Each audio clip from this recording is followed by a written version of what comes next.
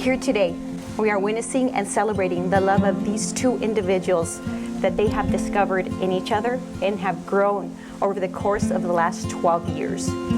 Anthony and Lisa, you are surrounded by friends and family whose love and prayers are with you.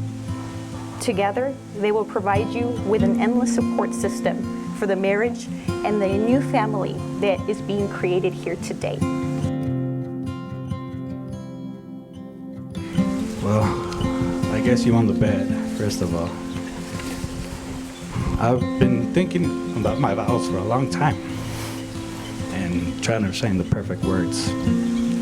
But that's not me and you. Me and you are imperfect in every perfect way. And you're in my world. Although I'll never admit that you're funnier than me, no one can make me smile and laugh like you can every day. We're so perfect together that the boring moments work when it's just me and you. And we're so different that we keep each other excited each and every other day. So I just want to tell you that I love you forever and ever. Baby, I pictured this day.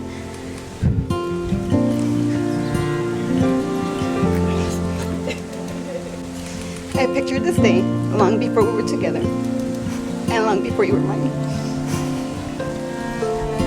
My love and commitment to you began with a MySpace message. I didn't know then, but eventually this sweet, gentle, and only a little bit funny man would be mine.